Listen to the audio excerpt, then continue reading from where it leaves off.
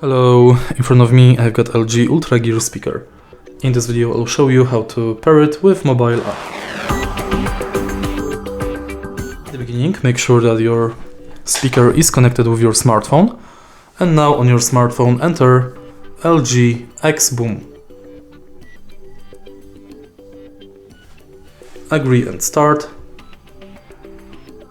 Permission settings, allow. Again allow.